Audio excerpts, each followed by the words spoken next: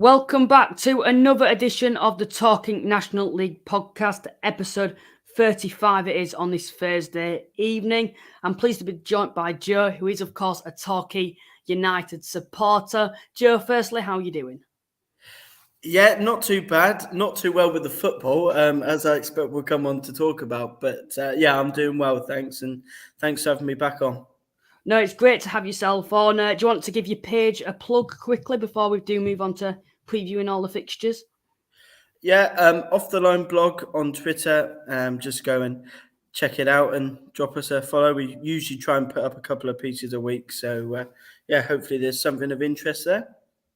Perfect. Cheers for coming on, Joe, once again. So yeah, like we always do, we'll be looking at all the upcoming fixtures, topics we will be talking about tonight. So Wrexham go top of the league. Is it the final straw for Paul Cook? Southend United are saved. Who will be the new Daggers manager? And are Torquay United in crisis? Plus a full preview of Game Week 36.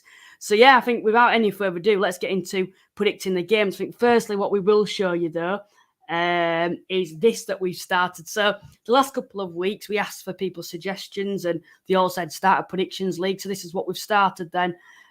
So we do a predictions league. It's 3 points for getting the exact result correct and a point for getting a point for getting the result correct. So if you get the exact result, score more or less 3-2, 0-0, 1-1, etc. You get 3 points. 1 point if you get a win, draw, or a loss. So yeah, hopefully that does make a bit of sense. Please let us know that you are here and please remember to like and subscribe. We are 8 away from 900. The streams have been doing exceptionally well recently, so it'd be great to see if we can try hit 900 by the end of the evening. So yeah, Joe, do you reckon you can add to the guest score as I am trailing behind already? I hope so. I mean, if we win for the guest, that'll probably be the last win that I get this season as a Torquay fan. So yeah, hopefully we can add to the guest score. Yeah, of course. And I know when we were going to do our predictions on Monday evening, I asked you to send them in, and I looked at them. It was really tight actually, and I didn't want to add this on because I didn't put it in stone. So, but it was extremely tight. I think I won by 1 point on that one. So hopefully I can do that again tonight and gain, hopefully defeat you and gain back a few points for myself. So yeah, without any further ado, let's look at all the upcoming games in the Vanarama National League. So we usually ask the guest which game they would like to head to first. Any game that particularly takes your interest or one that you want to get out of the way? Yeah, Yeovil for me. Yeovil Woking. I know, obviously, it sees the return of Darren Searle to Yeovil, so I expect it will be a bit of an emotional afternoon for them, given what he did for the club. Did a really, really good job for Yeovil. And obviously, he's now doing a really, really good job with Woking. So, obviously, Yeovil, bit of renewed confidence with a takeover news this week, which broke against Altrincham on Tuesday night. So they'll go into it with a bit of more positivity. So yeah, I think it'll be a really, really good game. And I'm disappointed I can't be there to watch that one because I expect it to be a really good afternoon. Yes, it's certainly an interesting one. You know, you look at Yeovil in the table, obviously far down in 19th place, just avoiding the relegation places on goal difference at the moment. And obviously the problem has been the draws. They need to turn those draws into wins. But I look at this game and I look at Woking, although they're high flying in the league at the moment, Yeovil's a difficult place to go. It took them a long time in the reverse fixture for Woking to break Yeovil down. I think it was a Padre Gamond, if I can remember correctly, late on in the game that sealed all 3 points for Woking. It's certainly a difficult place to go. What would your prediction be then? I went for 2-2. Obviously, both teams at opposite end of the league, but I think it will. Yeovil did play well in midweek. I thought there were some signs there for them to build on, and Woking, I think, will do enough to at least get a point on the road because they're a really, really hard-working team under Darren Searle. So yeah, I'm going to go for a draw. I'm going to go for a Woking wing. I think they tables speak for themselves, third in the league table. But then again, I can totally see why you've gone for a draw with the amount of draws Yeovil have got this season. Let's move on to the next game then. Let's head to, this is a game that catches my eye, which is quite interesting, looking at the contrasts between the two sides. Of course, Wealdstone, they need to bounce back. Obviously, Wealdstone in 12th, Altrincham in 11th, but Wealdstone suffered a heavy defeat to Halifax in midweek. Halifax had only just scored 5 goals this calendar year prior to Tuesday's game. So to concede 5 against them has to be warning signs for Wealdstone. How would you take that if you're Wealdstone, a 5-0 defeat to Halifax? How would you feel heading into this game? Well, obviously, you want to bounce back. The fact it's on home soil as well, they'll be hoping to get back to winning ways. I don't think Wealdstone will be too. Obviously, they'll be disappointed. I don't think they'll be too worried after the game against Halifax. That they're a very small squad, stretched, and especially a long trip on the road, probably one of their longest trips on the road this season. I think that probably took its toll. So I wouldn't be too worried for Wealdstone. I think they'll bounce back and get something from this game on the weekend. Yeah, certainly. Obviously, I've forgotten his name. It's gone out of my head now. But he went back to Sheffield, who obviously got recalled. I don't know if you can remember his name for Wealdstone, which was a big loss. Do you know the name? Yeah, Miguel Freckleton, I think. Yeah. I know that was a big loss because I know Stuart Maynard mentioned that, and that was quite sudden, I think, and changed the whole way they were going to set up Wealdstone. But I think being back on home turf against Altrincham at home, you're needing a reaction. If you look at Altrincham, though, they've been on terrific form recently, undefeated in 4, 3 wins on the bounce, and then to get a good point at Yeovil on Tuesday, that's a long way to go. And to get a point there, I think, is a job done for Phil Parkinson's men. Would you agree with that? Do you think that's a good point for Altrincham away from home? Yeah, I think first half they were really good. Altrincham, I was really impressed. Certainly the first time I've seen them live this year, and I was really, really impressed. A couple of players for them looked really good. Oyedele in midfield and Sinclair on the wing. They both looked really good. And I think the way it turned out to be a good point. It was obviously 10 men away from home and against a Yeovil side that had a lot of chances. So a good point for Phil Parkinson. And I think they'll be quite happy, hopefully try to replicate that here. I can see another draw, in my opinion. I look at the two sides, both level in the league, both like a lot of draws, both got 10 draws this season between themselves.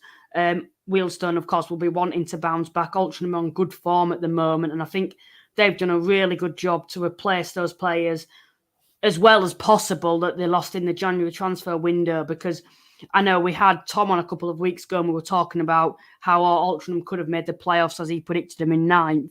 And he was saying absolutely no chance now that they've lost those players. That, of course, they did lose Malarkey, Colclough, Conclark being recalled.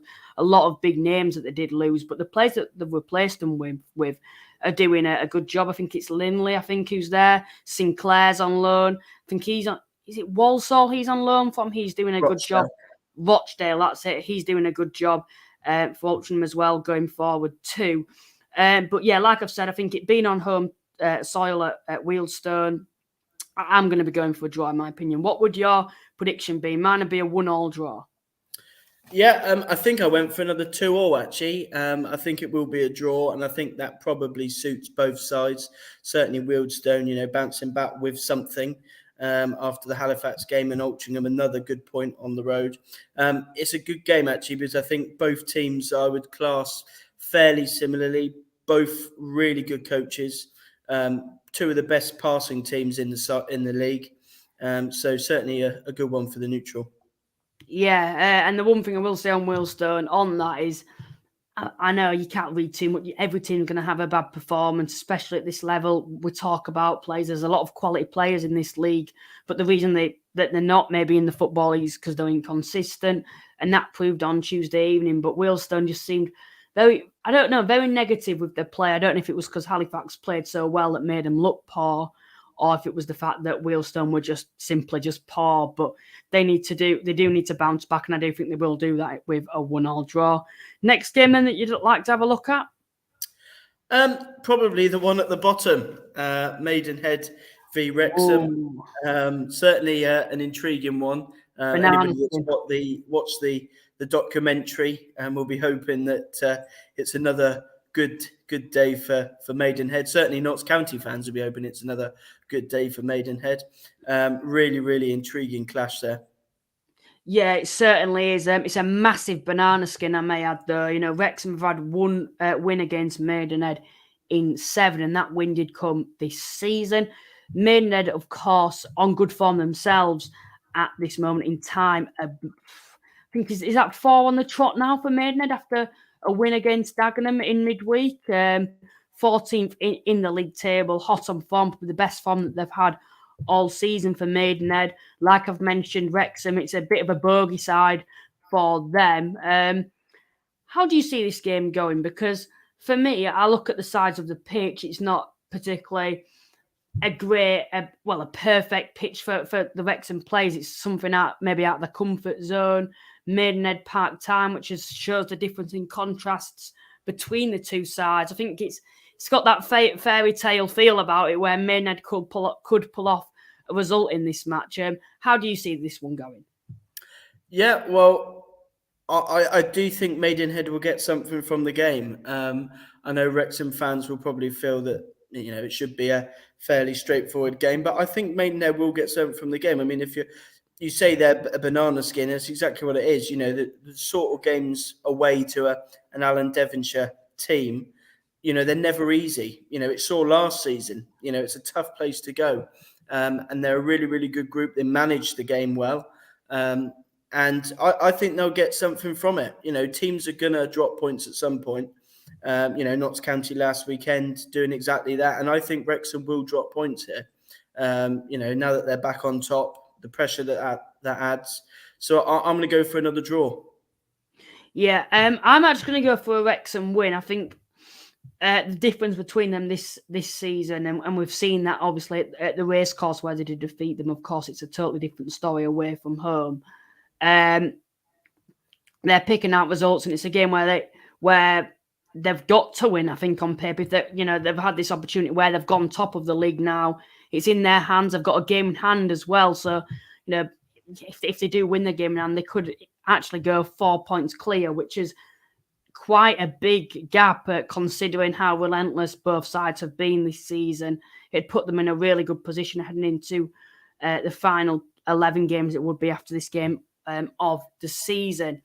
I think they can't afford to drop points. I think if you are top, you're going to want to stay top and retain that. And I think away at somewhere like Maidenhead, it's not the perfect game that you'd be wanting. Massive bogey team like we've both mentioned, but I'm going to be backing them. I think they've proven this season time and time again.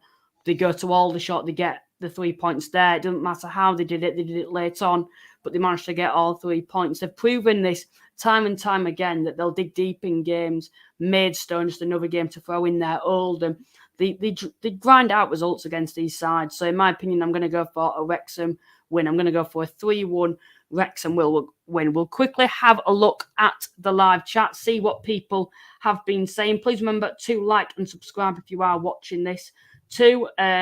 Maidstone fan said, at least Torquay versus Maidstone will be fixture next year. Yeah, hopefully not for both sides. Of course, both sides struggling at the moment. Emma Roberts, Wrexham for the win for Sat. Played well against Chesterfield and on the next game now. Come on, Wrexham. Keza, who's an Oldham supporter, said hello. Mr. Luke has said hello, Mr. Walsh. No pressure getting the predictions right. Dale's coming and said 2 tough games for Notts and Wrexham. Notts have won at Bromley all the time. They have been down here, and Wrexham have only won 1 in 7 attempts at Maidenhead. Yeah, we've also had, he's come in again and said Wrexham to win with a goal in added time. That wouldn't surprise me at all. Nick too tricky has said time and time again, pens, more pens. Yeah, it's that sort of game where you can see that happening. But yeah, I'm going to go for a 3-1 Wrexham win. What was your prediction? 1-1, was it? Or 1-1, yeah. 1-1, yeah. Next game then that we will have a look at. So we head to your side. There's no point avoiding it, Joe. Aldershot versus Torquay. Surely this is a massive game for Torquay if they're wanting to survive. You've got to get something out of this game. Would you agree? Yes, I would agree. But that was the case against Bromley on Tuesday night. It was the case against Southend on Saturday.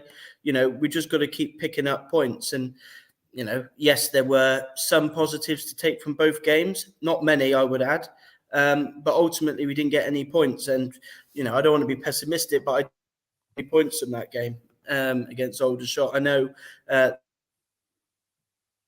National League put up a thing earlier, the record against Aldershot, and obviously we did win big against them earlier in the season, I think 6-1. So I don't see us winning the game. Aldershot, haven't been in the greatest of form recently, but they have been better under Ross McNeely, and I think they'll win it. I think I went for 2-1 to Aldershot, which is another 2-1, and that's been the case for Torquay for the last couple of weeks. We've been competitive. We haven't been playing very well, but we've been competitive. But ultimately, those key games or the key decisions in games, we just don't make them. And that's why we're down near the bottom. So I don't see us winning the game. And I actually said in midweek on my blog that I don't think Torquay will get as many as 10 points between now and the end of the season. It's a bold shout, but I don't think we will. Do you think at the moment, obviously Maidstone, it's cut in stone that they're going to go down? Famous last words, some may say, but they're looking like the side that most people are betting on to go down now. Obviously, in recent weeks, there's been talk about Scunthorpe and Torquay surviving now, and obviously Gateshead, another side that have climbed out of the relegation zone after gaining points in midweek. Do you think in the upcoming weeks it's going to get to the point where the second team that's going to be secured, and I know Maidstone aren't secured to go down, but where it's looking most likely like they're going to go down and everyone's predicting them to go down, will be Torquay? Do you think they're going to be the side where there's going to start to create a gap between them and safety? Yeah, I do. I think because even the teams just above Torquay, yes, they're mathematically, catchable, but they seem to be getting points. Yeovil in midweek get a point. Gateshead have been playing really well under Mike Williamson of late. And even Dorking, although they've had their struggles, they've added really well in January. And they've got some winnable home games, some big home games coming up against sides down the bottom, and I think they'll pick up enough points. I mean, we've got to at least better those sides by 4 points between the end of the season. And bearing in mind, I don't think we'll get 10 points. It makes it very, very difficult for us to even have a chance. So I think within the next month or so, I think we'll see those bottom three adrift. I already think Scunthorpe and Maidstone are down. And given how Torquay are playing, I think we're also down. So I think it's just one spot left. Who do you blame? Well, a long list. I think everybody's to blame. I think, when you're down there, there's a lot of factors. You've obviously got to look at Gary Johnson because, we lost a lot of players in the summer, some good players, people like McDonald and Armani Little and, Ben Winter, the list goes on. We lost good players in the summer. The players we've brought in aren't good enough. There's one or two that have looked really good. Aaron Jarvis, he's looked really good this season, particularly of late. Nico Lawrence on loan. But ultimately, the recruitment hasn't been good enough. And that's why you look at people like Maidenhead. Everybody backs them to go down each year. And the reason they don't is because they recruit properly and they coach the players properly. And this season, we haven't recruited well enough and the coaching hasn't been good enough. And ultimately, that's why we're down at the bottom. You've obviously got to look at the owners as well. Because the silence is not encouraging, and they certainly don't look like that they want to make a change or invest in the team. So a lot of people are to blame. I think ultimately it is down to the management. Gary Johnson, Aaron Downs. Because the point that I make quite a lot is that yes, if you haven't got a very good budget, you're likely to struggle.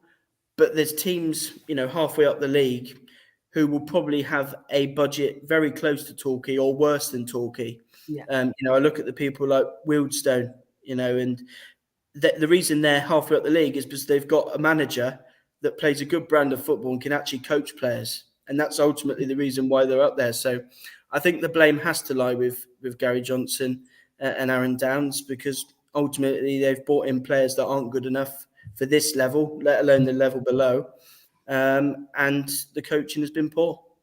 I think the reason that the owners potentially haven't let Gary Johnson go is living on past glory and feeling like it's a must that they keep him in because of what he's done in the past for Torquay. Yes, and I think you would probably, if you're an owner and you want to try and get out of troubles, you perhaps would stick with an experienced manager. But, experienced managers are only as good as they were yesterday. And unfortunately, we've been on a downward spiral for a long, long time. After that we had it last year, we just about survived. And the summer was our chance to kick on, and unfortunately that hasn't happened. Yes, he has got us some really, really good times at Torquay, Gary Johnson, winning the league, in the league below, getting us to the playoff final at Ashton Gate, which we should have won, and we should have won the league that season. But unfortunately, you have to say that now's the time for him to leave, and to go in a new direction and bring in some fresh ideas. Yeah, just looking on this game, just back onto this game specifically, and just from Aldershot's perspective, Aldershot haven't won a game in 4, Torquay haven't won a game in 3. Of course, obviously, the Dorking game was, I think, the time where you were back to square one after an uplift in form after the last couple of weeks, and then you went straight back to square one. I think the saying is 1 step forward, 2 steps back after that defeat to Dorking. And yeah, like you've mentioned, it is looking like Torquay are likely to go down in the upcoming weeks. Going to be quite positive on this from Torquay's perspective, just purely on Aldershot's form. Aldershot very inconsistent at home this season. Can see a lot of goals in this game. Aldershot often like to score a lot of goals, but also like to concede a lot. Out at Jarvis for Torquay, a player that's been one of the bright sparks, I think, of the season. Obviously, De Silva was a big loss for you with him, departing from the club. But I'm going to go for a high-scoring draw. I'm going to go for a 2-2 draw. What were was it 2-1, I think, your prediction? Yeah, 2-1 to Aldershot. I think it will probably follow the pattern of our recent games. I expect it'll be close. But I think ultimately when the big decisions need to be made in the game, we'll fall short. Yeah, moving on to the next one then. What game would you like to look at next? Probably the top one there, Southend Barnet. Obviously, Friday night game.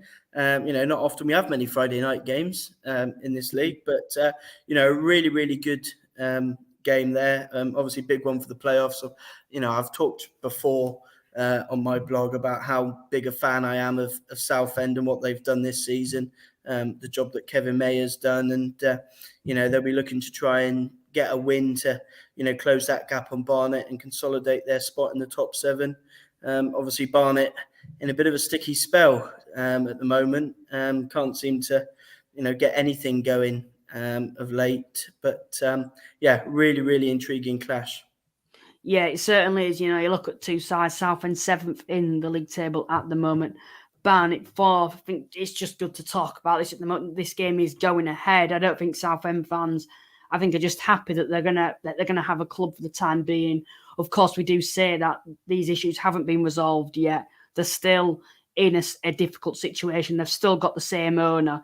They've just got a little bit more time at this moment in time, and hopefully someone can come in and save the club on a long-term basis. But purely on the football side of things, Southend at home, I think I'd fancy them in this game. Barnet out of form at the moment. I think a lot of people were thinking after the Aldershot game, or back to Barnet again, back to the best that we've seen of Barnet this season. But then, obviously, in midweek, they didn't have the best of games either.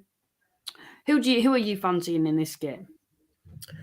I mean, on current form, you'd have to look at Southend. Obviously, this is perhaps a good chance for Barnet to get back to winning ways, to show that they are capable of competing, in those top 7. Bearing in mind they may have to play Southend in the playoffs at the end of the season.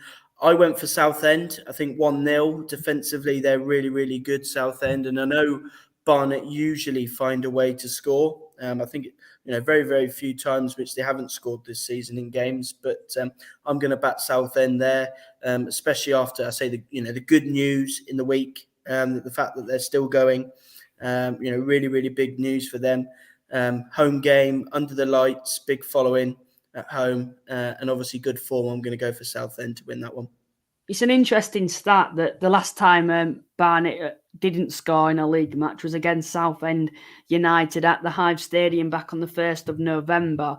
And of course, that was a 3-0 loss at home. I think a bit of a poor night for Barnet, obviously outnumbered on that night as well, which isn't great for any home team this season. But I think away at Southend United, I'll be back in Southend. Southend seem to always grind out results when it really does matter. We saw Halifax had a horrendous first half, did Southend United.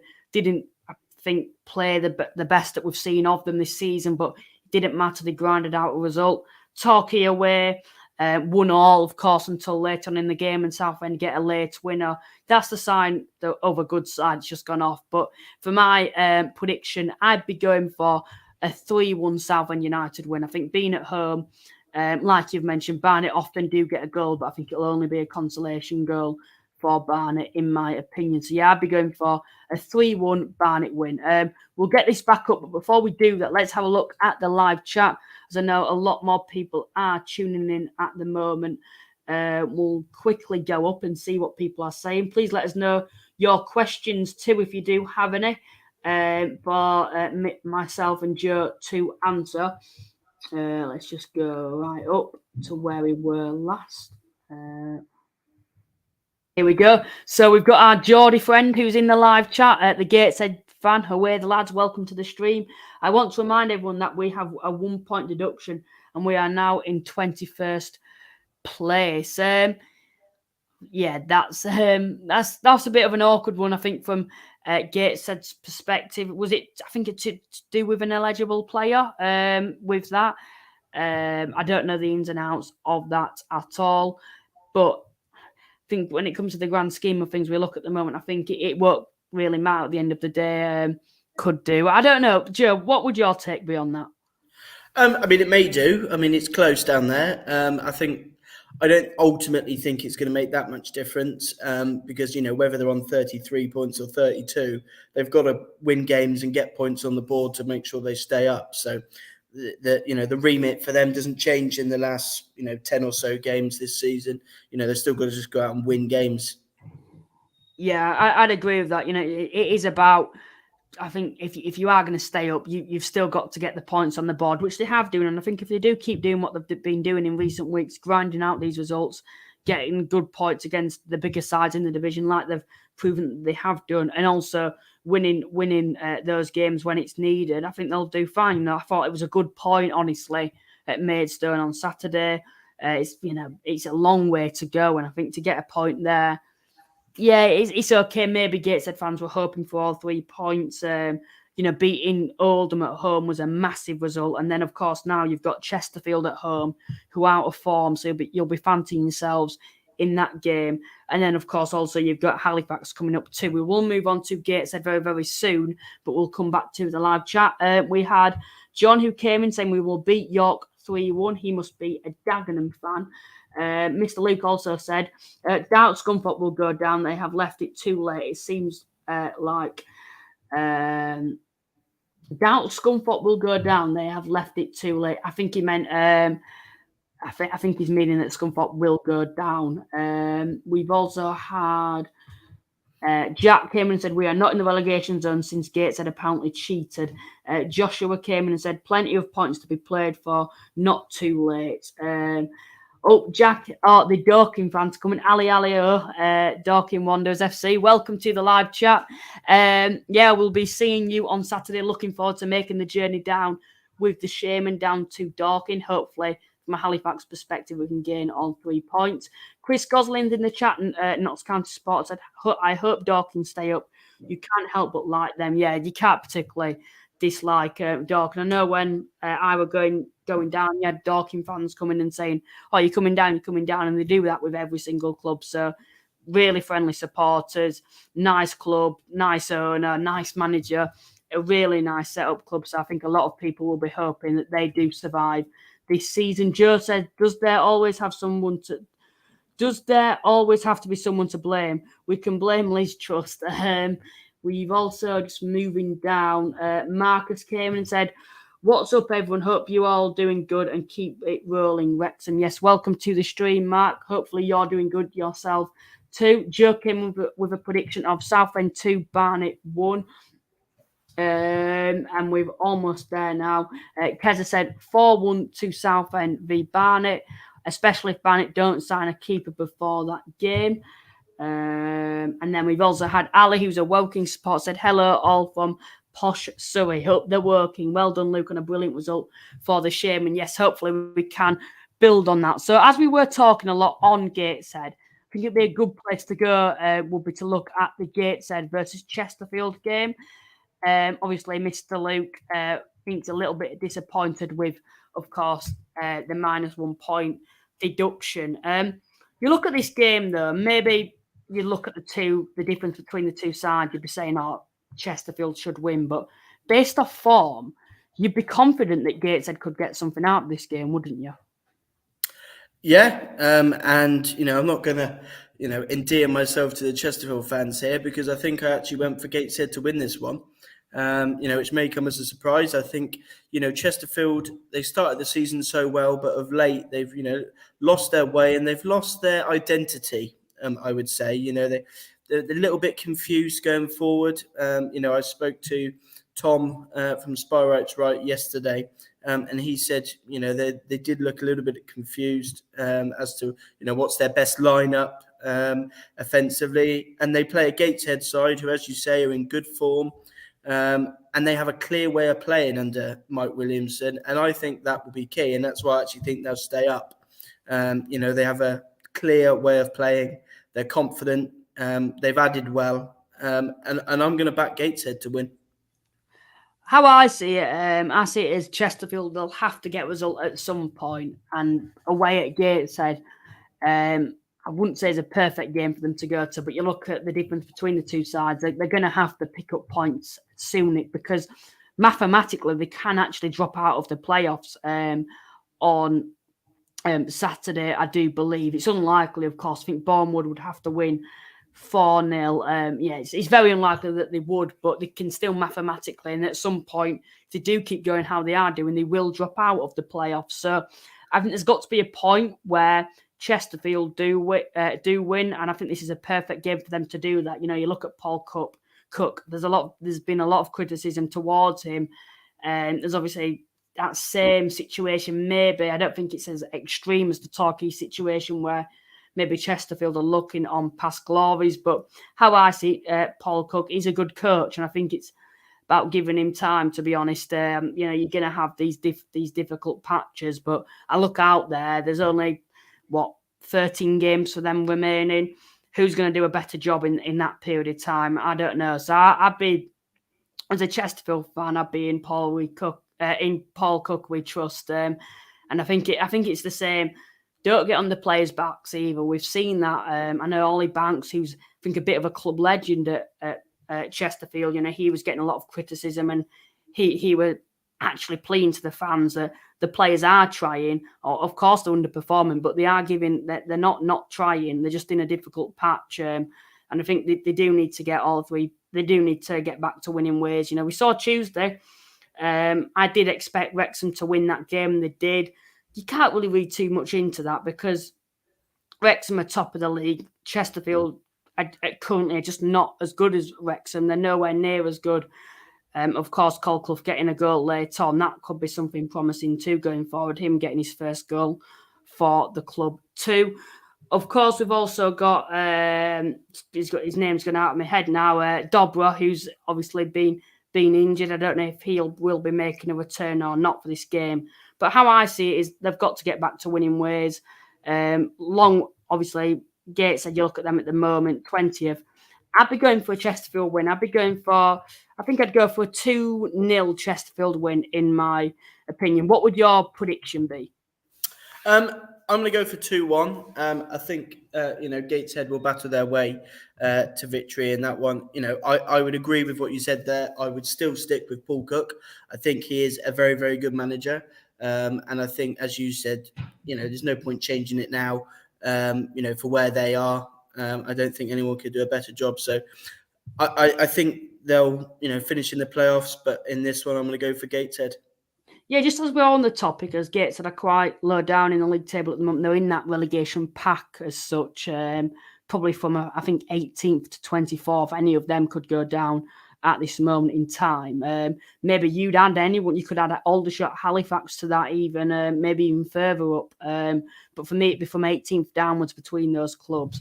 I want to ask you, because for me, I think the relegation places are coming to place now. We've seen in recent weeks there's been a lot of talk about that, and maybe it's been slightly undervalued compared to this exceptional title race that's going on. But it seems to be forming into place now. Who's going to be going down? Maidstone, it's cut in stone that they're going to be going down. Scunthorpe have proven, although the additions that they've had, they're probably not good enough, and they've left it too late now to survive. Torquay are falling apart. Do you think it is cut in stone? And I am going to ask you after this who you would predict to go down, but you think the majority, it's more or less decided now who may go down? Yeah, and I think, I said earlier, I think those bottom three are down.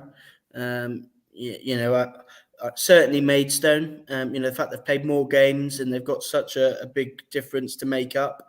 They've got, 9 or 10, just over 11 games left.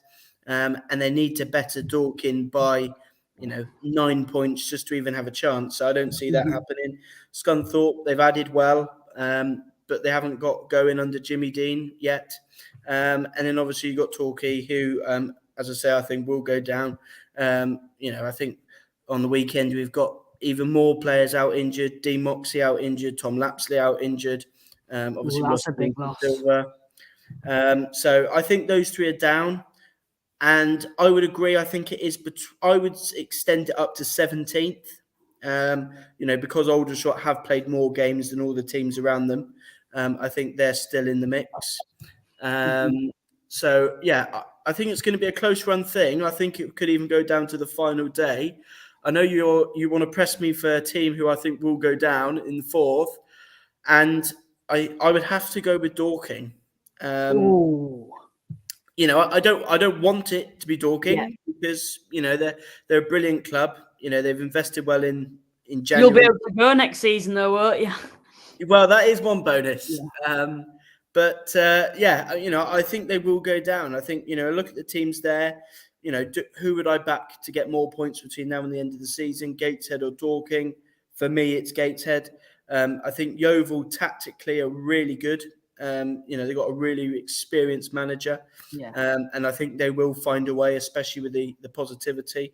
I think the one team that would be in with a shout of going down is York. I think they will probably be.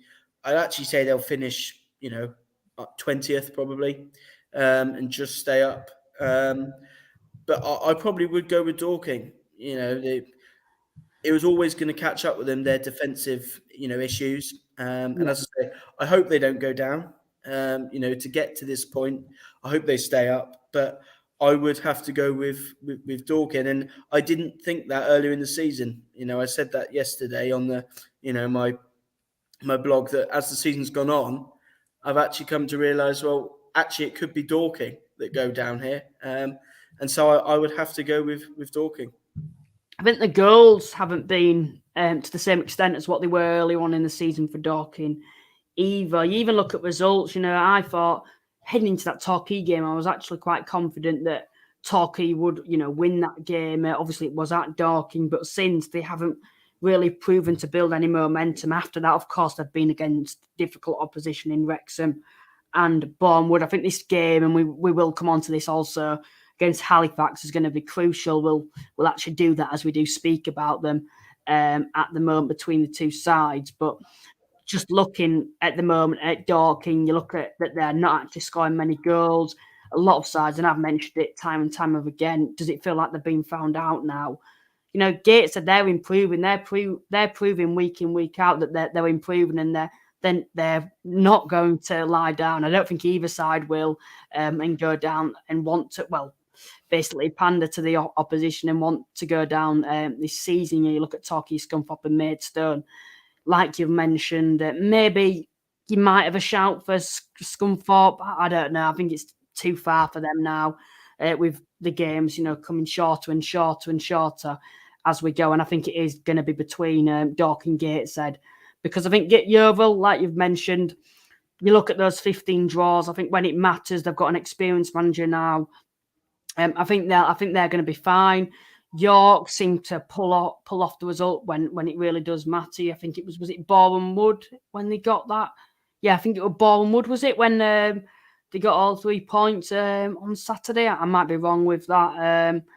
Obviously, Aldershot and Halifax both just really inconsistent, but Halifax have got players coming back now, and this isn't good for Dorking either. Summerfield, Warburton are both fit for Saturday's game. Jamie Cook as well made a start on Tuesday evening too. So, with those additions to the squad, we saw how good of a run Halifax went on, where they were threatening to make the playoffs between October, December time, maybe even up to January. But obviously those players got injured. They're coming back now. Halifax will probably finish higher mid-table, in my opinion, with those players coming back if they can stay fit. Spencer's on his way back, won't be fit for Saturday though. But yeah, I look at both sides. I look at Dorking at the moment. I'd probably say, yeah, they're looking like they may go down. They haven't proven enough for me for them to survive. I think, like we've said, it's catching up with them now. They were looking up until about January time, they were comfortably away from that relegation zone. So it shows just how far they have fallen. So they need to get some form and get a couple of wins together to climb out of that relegation zone. Of course, they are safe with the point deduction. Obviously, SofaScore hasn't updated, but Gateshead are grinding out results. And Dorking seems to be falling apart, to be brutally honest. So, yeah, I'd probably at the moment be saying Dorking. But then again, we could do this. I could do this again on Monday evening when we preview Tuesday's games, and it could change again after Saturday. But yeah, just on this game then, as someone, a neutral who has a less non-biased look at Halifax, how do you see Halifax at the moment with the players coming back? Like I've mentioned, and how do you see this game going to? Well, obviously, 2 parts of that answer. Funny enough, having said that, I think Dorking will go down. I actually predict them to win this game. So, I actually think they'll win this game. Home game. I think they'll go all out attack. Like they do under Mark White, and I think they'll probably win the game. They did it against Torquay. Those high stakes games, especially at home, they managed to find a way. As for Halifax, I watched them on the telly against Boreham Wood, and I thought they missed quality in the middle. And I think the fact that they're bringing back, Luke Summerfield from injury, and hopefully Kean Spence as well, because he's a fantastic player. Hopefully they're going to make the difference, because I watched them earlier in the season when they played Yeovil at Hewish Park, and I thought Summerfield and Spence ran the show really for Halifax. So, it was always going to be a struggle for Halifax this season, because, Pete Wild left, and, Chris Millington had to, it's one thing being an assistant, to then be the manager in charge, and it makes all the difference. So I think they'll stay up. And as you said, if they can get those players back, I think they'll start picking up a couple of results here and there. Yeah, I'd agree with you on that. I think with the players coming back, the Wealdstone game, I think we saw when Summerfield came on, Warburton came on, we were already, I think, 2-0 up, 3-0 up at the time even, and then they came on, and that game then was just set in stone after those individuals came on. Just under 50 people watching at this moment in time. I'm sure there must be at least 6 of you that haven't subscribed yet. We are 6 away from 900 subscribers. So if we can do that by the end of the evening, that would be good going. So yeah, just finally on this game, my prediction, maybe a bit of bias towards Halifax, but I'd be going for Halifax win. I think they'll back it up now, especially with the likes of Summerfield and Warburton back in the side, hopefully. We've seen what they did last season, and they've proven this season as well, when they've been fully fit, what they can do. They just have that quality in this division that you need, and I think that might come down to Dorking's downfall is maybe the lack of quality in this game. But yeah, I'd be going for... I think there'll be a fair few goals, although Halifax don't score many goals. Obviously, 5 in midweek was a bit of a freak result, in fact. But I'd be expecting Halifax to score a few more as well, with the likes of Summerfield and, of course, Warburton back in the side too, Jamie Cook. So yeah, I'd be going for... I think I'd go for a 3-1 Halifax win. I think Dorking will get a consolation goal in this game. What would your prediction be then? Well, I went for the reverse for Dorking. Actually, I went 3-1 Dorking. So a pair of 3-1s. Hopefully, it's hopefully for you, it's the former. Yeah, hopefully. Otherwise, we'll be dragged straight back into it again, and all the fans will be on Millington's back again, which, to be honest, they still are. I just want to ask you, just before we do go on to the next game on that, of course, we've seen Gary Johnson, he's got a lot of criticism. We've seen Paul Cook get a lot of criticism at the moment. We've seen a lot of managers get criticism, but of course, Halifax as well, Chris Millington. This was, and I think if there's any Wealdstone fans that are watching, they'll agree with this. This was a little pathetic by some of our fans. When we came out, fans were singing "We Want Millington Out" before the match had even kicked off. Even when we were winning, we were singing "We Want Millington Out" too. I want to ask you your opinion on that, because I haven't been shy to give my opinions on social media about Millington. I've said I think he's probably not the right man for the job, but I've also mentioned, and I've tried to take a non-biased opinion when I look at this. I've also looking on in hindsight who'd actually do a better job than him at this moment in time. Like we've said with Paul Cook, who'd actually do a better job with a short period of time. We've also mentioned it'd cost the club a lot of money to get rid of Millington. But I want to ask your opinions, because obviously coming off a 5-0 win, it's good going. But let's say we lost this game. I can tell you, once again, the fans will be on Millington's back. What would your take be on that? And do you think Millington is the right man for the job with only 12 games remaining? I think Halifax will stay up. So, I don't see them being in any danger of going down. So I would, from that point of view, I think he's the right man. I think, yes, I know, read quite a few of the Halifax fans on social media aren't a fan of Millington and want him to go. I think, putting it bluntly, I think Halifax fans got their answer in midweek, because with all the, criticism of him and the fans wanting him out, the players put in a good performance and went out and won 5-0. And if they wanted him out, you wouldn't have seen a performance like that. So clearly the players still believe, and the players still back him. And that's part of the problem sometimes. So, I don't think he's done a fantastic job, but he's done an okay job. And, he's learning as a manager in this league. And, I'd have taken... if I was a Halifax fan at the start of the season, with all the players that left and those that they brought in, I think to mid-table in his first season in charge, which it looks like you're probably going to do, I think that would have been a good first season for him. I think Halifax fans and probably even myself have this view, this type of arrogance view that we're better than what we are.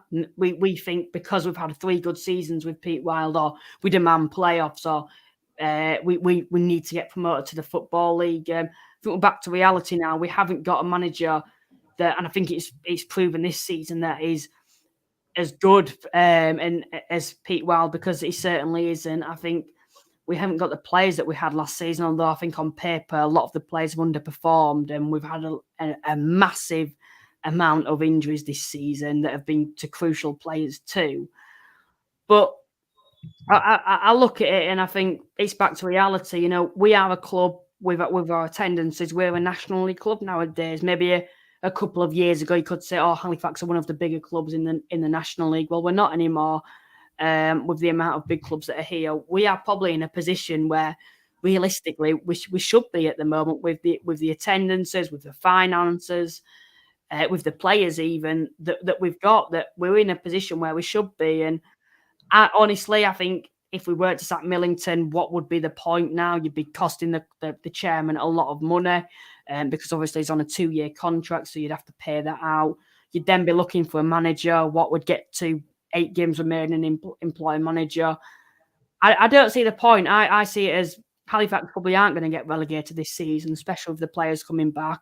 I think it'll turn out to be 12th, 11th, 13th, something like that, where we will finish come the end of the season, which won't be a bad position, I don't think, considering this poor form that we've been on at the moment.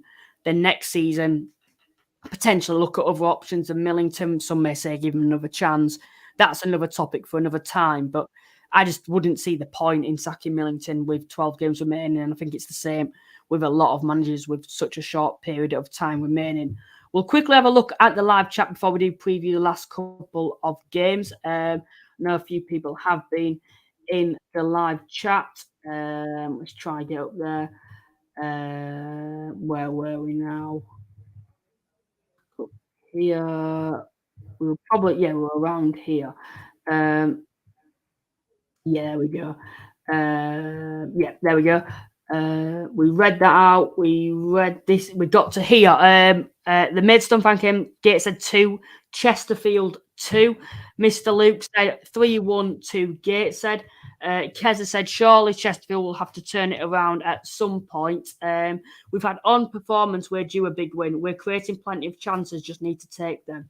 Yeah, it's another topic. I know Chesterfield fans online have been saying they've had a poor run of form, but they've actually not been playing that bad in certain games. Of course, there's been a few games where they haven't turned up at all, but you're going to have these games where it's just not going to go in the net. And of course, I think if Paul McCallum can start to get a few more goals, I think they will be fine. What would your take be on that?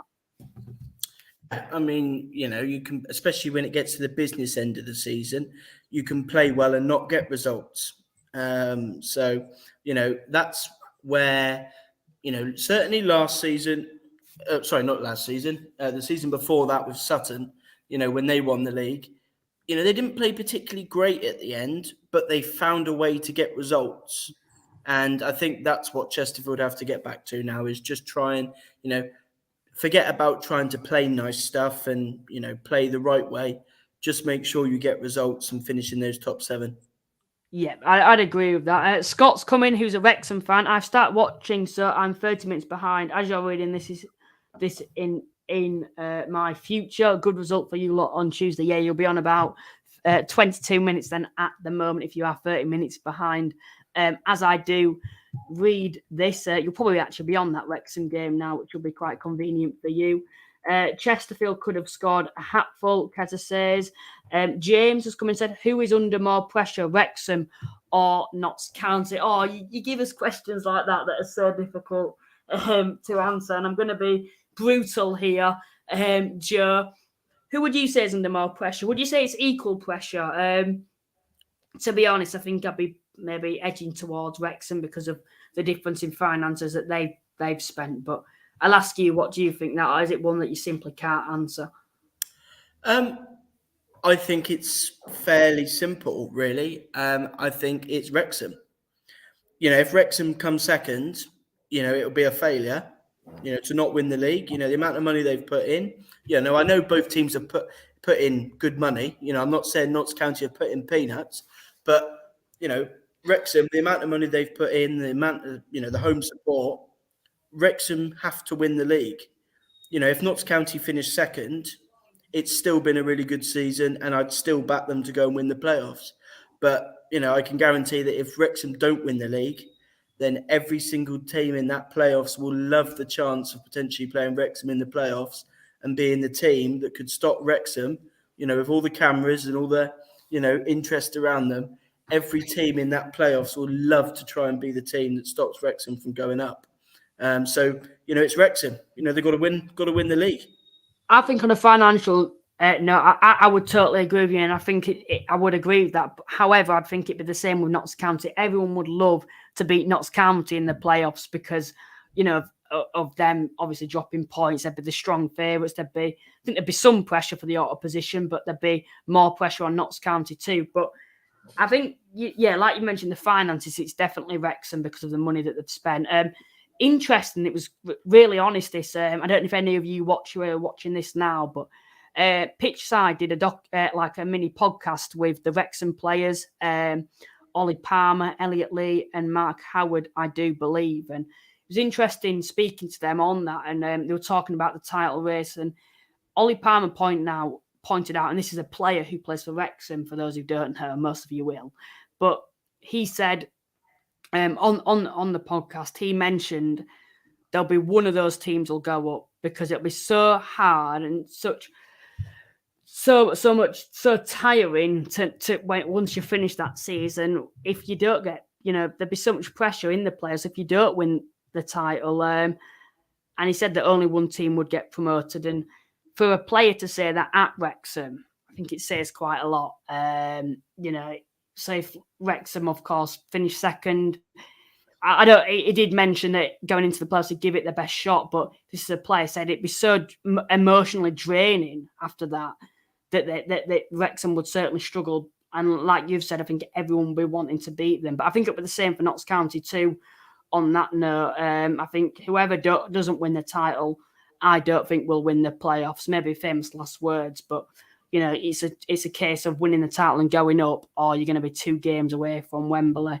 Ali came in and said, has Yeovil v Woking been predicted yet? That is further back if you do want to rewind. Joe Dark said, well said, Luke. I don't know what that was for, but we had a Notts fan who came in, you pies. Keza said, we have 2 tough games coming up against Boreham Wood and Woking. This will prove whether we are playoff worthy, as stated by the National League Twitter. Oh, that was something that came and I said, it's a bit of a step too far for Oldham. Looking good at the moment, but they keep having that result, which pegs them back, I think. I saw you were shaking your head then on that, Joe. Are you down the same route as me? As there's no chance that Oldham are going to make the playoffs? No, and I think if Oldham do make the playoffs, I'll have a lot of people messaging me on my blog because I said that they'd struggle this season with David Unsworth because the early games under him, there was no improvement. They didn't look like a good side. And it's only recently where they've, started picking up a couple of really good results. Barnet in midweek. I did put a thing out on my blog earlier and said, is it actually, now where we're seeing what David Unsworth can do?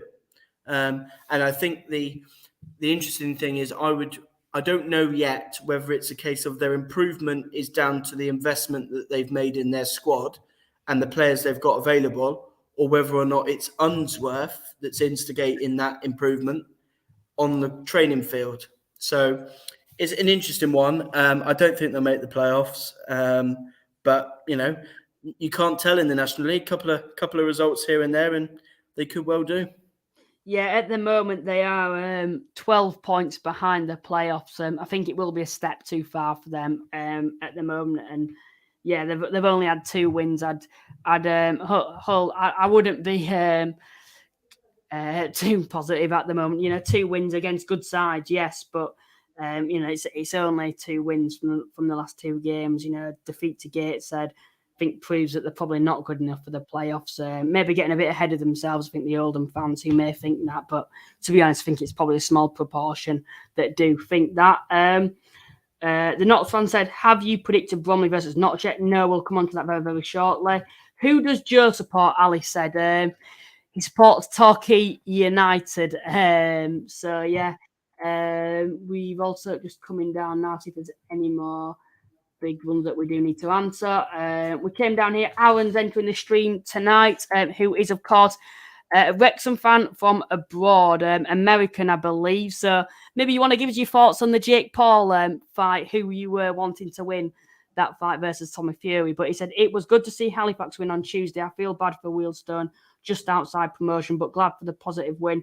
Dorking will not win the game on Saturday. Well, fingers crossed, Halifax can get all 3 points Joel, who joined me earlier this week, who's a Dagenham fan, we talked about potential new Dagenham managers. I believe that video is still out. I think it's had a few problems with publishing, but if that is out, I'll try promote it again. But Joel said there can't be a more luxurious side than Dagenham for you having to call that one. Yeah, that actually will be a difficult one to call at the moment with how inconsistent Dagenham are. I know that's something we were talking about. Cards accepted. What's the name that is? Great stream and chat as always. Please could you both select please could you select a bank and potential shock win for this weekend? It's one on the spot there, but we will answer it at the end of the stream. Also, just final any more. Zach's joined us quite late. He said, evening all, he's a Bromley fan. We've still got that one to preview for you on here for this. And then we've also got the past two games of, we're probably fine for now. We'll come back to it at the end of the stream, but we do need to be getting back to the games that we are looking at. Any more game? What game would you like to have a look at next then? Probably that Notts County game. We've talked about the pressure, who's on, who's the pressure on. I think that's a really tough game for Notts County. I spoke to my dad in the week who went to the game against Torquay Bromley, and he came away and he said, I wasn't that impressed with Bromley. He said they didn't play very well, and yet they found a way to win.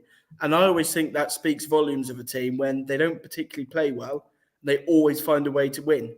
And I actually think Andy Woodman's done a good job this year, the way that he's built that team again. And I think they'll make it really tough for Notts County. I think Notts County will win the game. I think I went for 1-0, was it, in my predictions? That I went for. But, I think it'll be a tough game. And after the difficult game against Dagenham, that'll be a really, really good test for them. I wouldn't be at all surprised if Bromley win it because, they're a tough side to play against, physically strong. But I'm going to go for Notts County to win it. Bromley do have a good record against Notts County. Notts County do have a good record against Bromley. They haven't been defeated to Bromley at Haves Lane since they've been relegated to the National League, Notts County. But this is definitely going to be a really difficult game.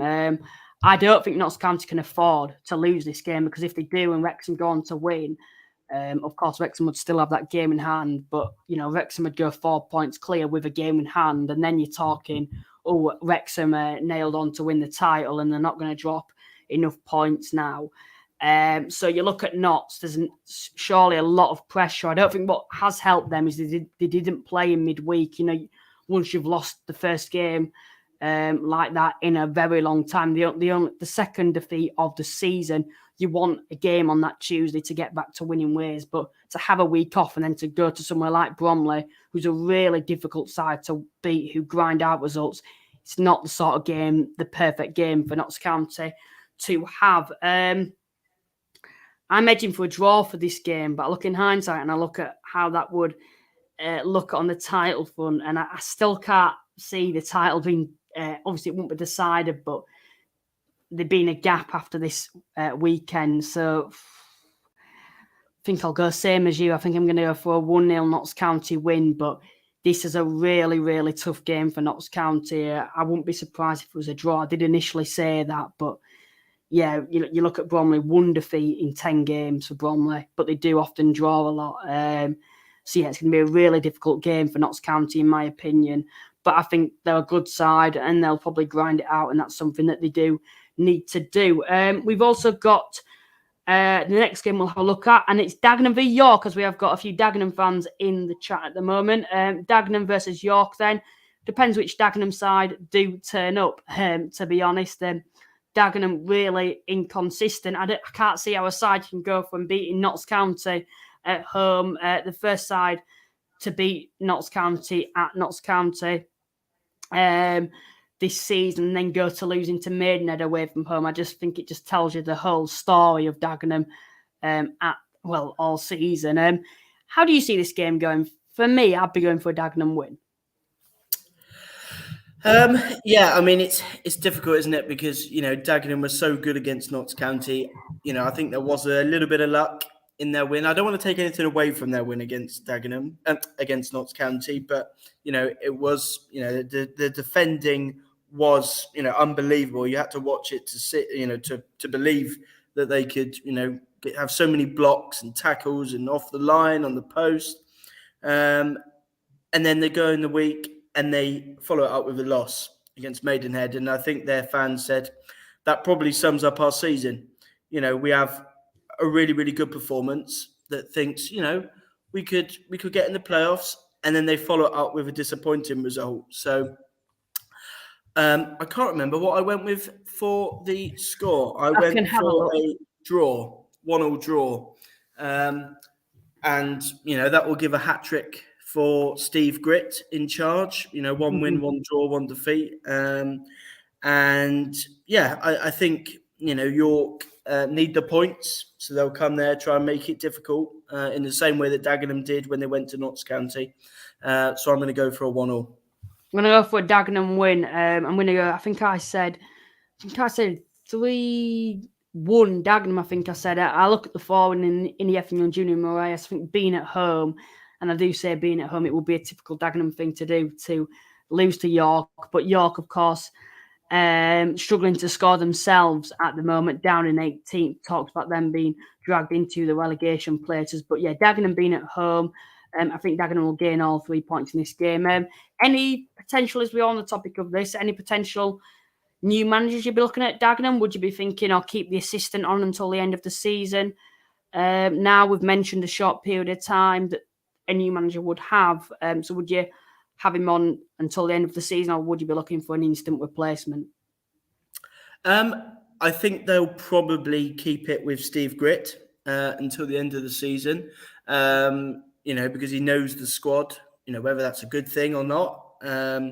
Probably not, because they need a change. They need fresh ideas. I think they should go for Ben Strevens, whether they go for him now or whether they go for him at the end of the season. I put a piece up in the week that I think he is the right man. I know Dagenham fans said that they don't think, or they say with some confidence that Paul McCallum won't be there next season. But I think if you bring Ben Strevens in now, then perhaps that changes his mind come the end of the season, because, his best football ever in the National League has come under Ben Strevens at Eastleigh. And he obviously knows Josh Hare as well there at Dagenham, who's a really good player. Both of them were in the Eastleigh side that did well and got into the playoffs under Ben Strevens. He knows the league.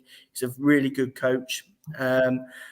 So I think Ben Strevens is the one that they need to go for, whether it's now or whether it's at the end of the season. Time will tell. Yeah, I'd agree with that. And I know that when I've been looking at potential managers, like I've mentioned, I've been going for someone who does know this league. I think, like you mentioned, if that's now or the end of the season, I think it's most likely they will stick with the assistant at this time being. But next game we'll have a look at then, Solihull versus Maidstone. I'm just going to put it out there, 5-1 to Solihull, being at home.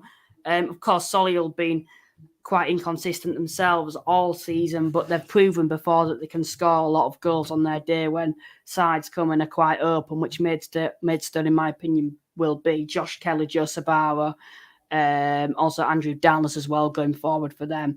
A lot of good players there at Solihull Moors, being at home as well.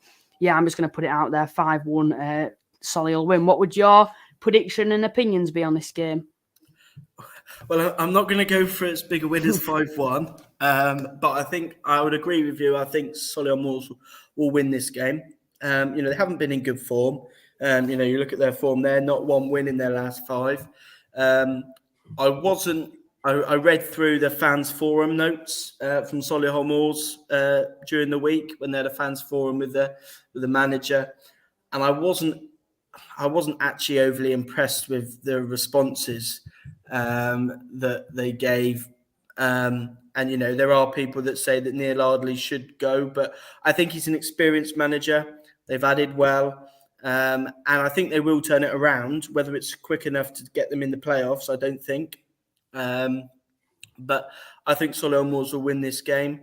I know Maidstone in their last game went with something like 5 attackers straight from the offset to try and get against Scunthorpe. I don't think they'll be able to do quite the same here against Solihull Moors on the road, because otherwise it could well be a 5 for Solihull, but a Solihull win. Yeah, just on Maidstone, I'm really not impressed with the Maidstone manager at the moment. I think you look at the expectations of Maidstone, you can really tell that he's thinking just get to the end of the season. Or it feels like the Maidstone think they're already relegated, which of course, I think in hindsight they are. But you know, he was saying after that Scunthorpe game, it's a good point. I thought we played well, we were well set up, etc. Scunthorpe were a physical side and managed to get a point. I'd say no to that. I'd say you're at home to Scunthorpe. You have to get all 3 points in this game if you're wanting any chance of surviving this season. Then for your manager after the game to be coming out with a lot of positivity from that. Of course, you don't want to be too doom and gloom. I think it's a little disappointing. And I looked at some of the comments from Maidstone fans and they weren't too happy with his reaction to the game or even what he's been saying in recent weeks either. I think he even came out a couple of weeks ago and said, we're going to survive this season when they were, I think, 7 points from safety, which just tells you, is he delusional? I think that's the only term you can use. But away at Solihull, I think they're going to be taught a really big footballing lesson with the difference in quality between the two sides. Maidstone, look at that squad, screams National League South to me. Solihull, I look at that forward line, and I think there's a big difference between the two sides. And if Solihull can get an early goal, I can really see it being a cricket score, in my opinion. Next game we'll have a look at then, Scunthorpe versus Eastleigh. This is an interesting one. Eastleigh, just look at that form. So much green apart from that, despite that one draw. Scunthorpe, we've talked about them and about them improving with the players that they brought in, new manager, etc. But they've certainly left it a bit too late, and I think it's back to reality now with recent results. A poor, I think you have to say poor result at Maidstone because you're fighting for your lives. You're wanting to get all 3 points somewhere like that, and then obviously the 2 defeats before that. I'd probably go for a draw for this game. Eastleigh's away form's proven not to be as strong as at home, quite significantly weaker than their home form. Long way to go. Scunthorpe being at home, there'll be a big crowd there. But I'd be going for a draw in this game. Both 2 very physical sides. I'd be going for a 1-1 draw. What would your prediction and thoughts on this game be? Well, I've been really impressed with Eastleigh. I had my doubts in the summer over Lee Bradbury. I didn't think they ended the season particularly well. But he's really, really impressed me this season. And I think one thing that has been so good is he's built a young team. And it's easy to have a young team and try and play nice football. But the National League is so tough. And for them to be so good defensively with a young team, yes, they have 1 or 2 experienced players at the back, the likes of Aaron Martin, the likes of Joe McDonnell.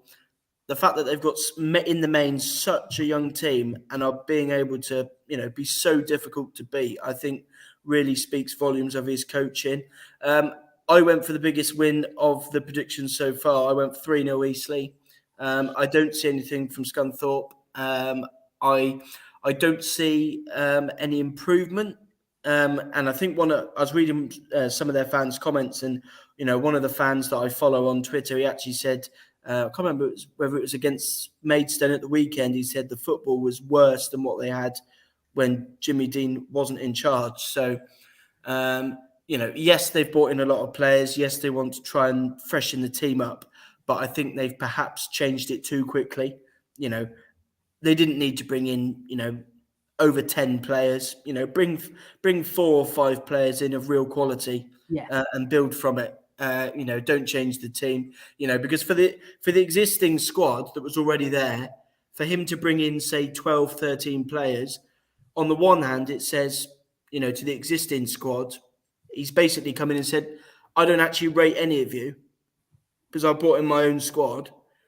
And then when, they get 1 or 2 injuries or they have to rely on the existing players, they'll say, well, hang on a minute, you brought in those 13, 14 players because I wasn't good enough, and now you're relying on me to get us out of trouble. So, I'm going to go for 3-0 Eastleigh. One thing that I'm confident in is Eastleigh can get a clean sheet because they've been so good in that department.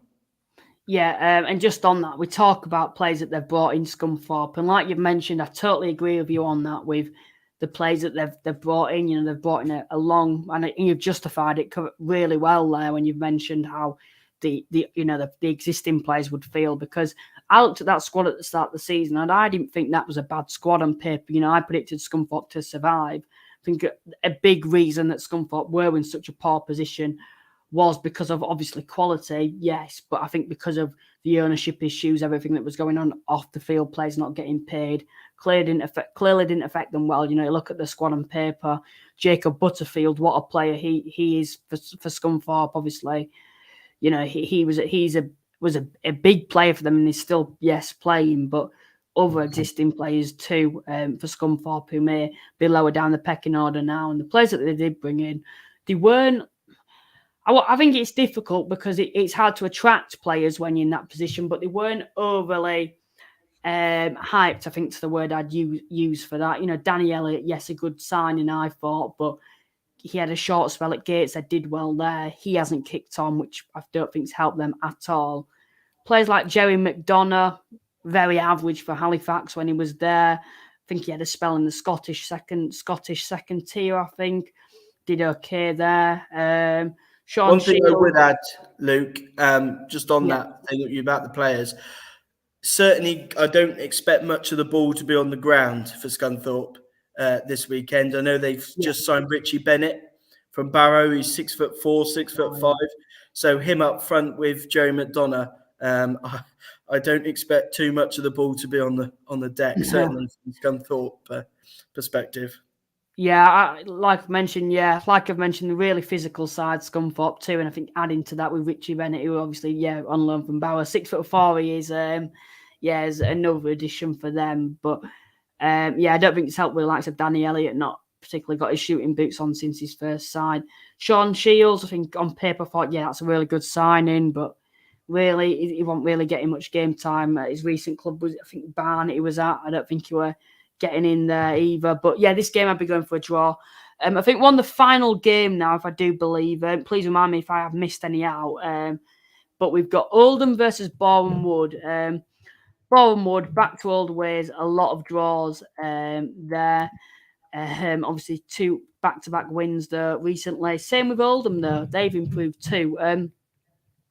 I'd be going for I think I'd probably go for an Oldham win in this game. I think being at home at Boundary Park, I think it'll be a lot more positive there, and probably less toxic now with some good results recently.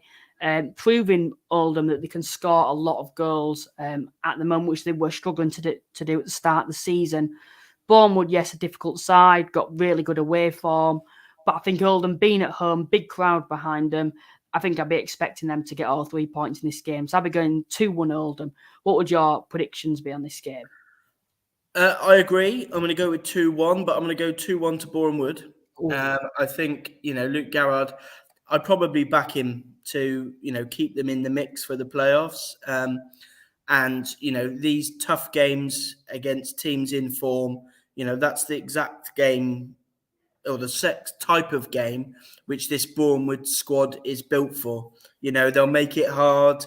They'll manage the game. They'll make it tough. They'll make it physical. They'll keep hold of the ball. They'll defend properly. And I'm going to go for Boreham Wood to just edge that one. But as you said, I wouldn't be too surprised if Oldham win because, they have picked up of late, and that win against Barnet will be a bit of a confidence booster for them.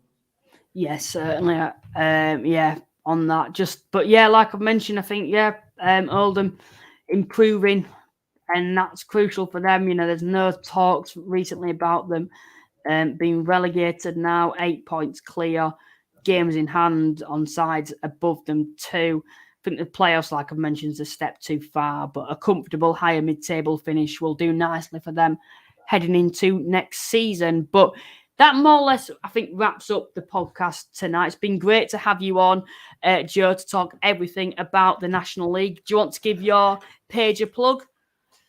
Well, hopefully we will have our National League previews up tomorrow, which we still haven't started yet. But hopefully we'll have those up tomorrow. Off the Line blog on Twitter. especially as it looks like it's going to be a lot of action at both ends of the table. Head over and give us a follow.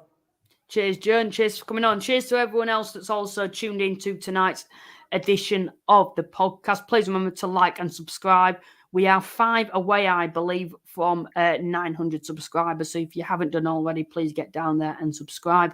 Of course, the big aim is to get to 1,000 by the end of the season. I'm sure we can do that, and maybe with a few games spare too. Just a last few comments that have come in. I think Garrett is the second best manager in the league behind Luke Williams, maybe Dean Brennan and Darryl Sall. I think I'd add to that list. To Stuart Maynard as well, another player that I think, a manager that I think needs to be added to. But yeah, there's a lot of good young managers as well in this division. David said a great podcast as usual. David, thank you for tuning in once again, and thank you for your kind words. Thank you to everyone that's also tuned in. It's great to see the numbers rising week on week too. Once again, Joe, thanks for joining us, and I will see you on Monday evening. Bye for now. There.